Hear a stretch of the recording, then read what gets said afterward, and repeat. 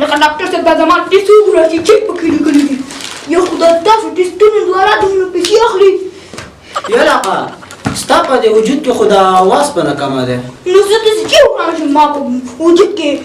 واسپنه پیدا شي دا کاغه خولې دې نیولې صابه او شوتر او ووهه که نه دا چې وایي زما نیا به ټکټر جوړ شوی وو تخته لرې ورکشه ساده ولا دا پلار ته مو ویلې چې دا ژمي ته لږ سامان و چې راته واخلې او ولا خبرې مې نه ده پلار هم راغی سلام علیکم وعلیکم السلام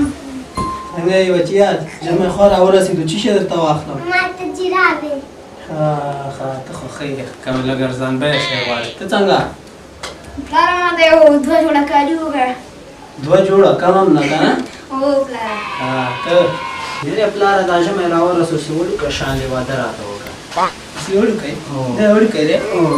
15 لکه روپۍ پرې لګېږي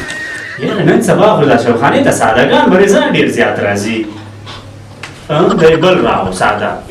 او اجازه ده راځه ډاکټر صاحب مریض یم څه تکلیف دي دی تا ته پته یې که ډاکټر ته که زه یم ورپسې وګورئ څه تکلیف مې ښه سمه ده نو هلکه نرس عملیات خانه تیاره کړه چې د دې سړي ګردو عملیات ور وکړه ډاکټر صاحب ما خو ګردې روغې دي بس په کلار کښېنه ته اوس ډاکټر یې که زه پلاره که ته مالداره شې څه به وکړې بس دا خو معلومه خبره ده شراب او دوبۍ او کټرینا کیف دا که مالداره نه شو بیا که مالداره نه شوم د دیوال کونج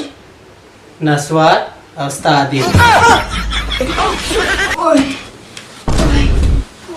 ډاکټر صاحب دا خپل مې وګوره ما ته دغه څه چل پېښ شوی دی خدای خبر وای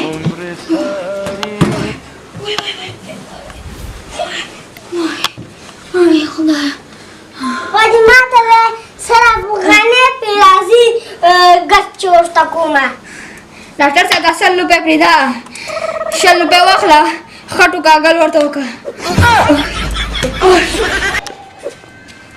ډاکټر صاحب دې پښه وګوره دې باندې څه شل شوی دا ولې نه خطا شوی هسې یو 2 کلمه دوا ورته لیکم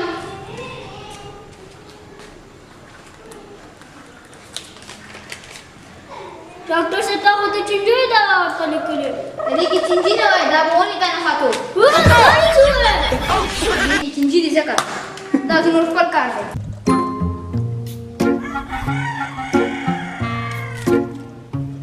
هلکه ورځه پې که نه یاره ځه بس پیدا دی ورځه پې هلکه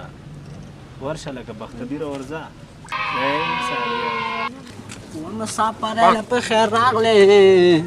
اول د خپل کم کد جیب لټومه یاره دا پوزه به ورته راپاکه کړم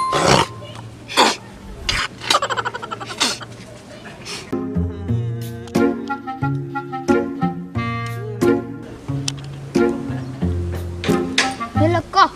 شینګل ساده راغلو لکه نن یو کې نه وسه کوو یاره دې شینو ګل ساده سره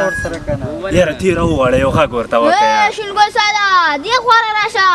لږ ګپ ولګوه راځه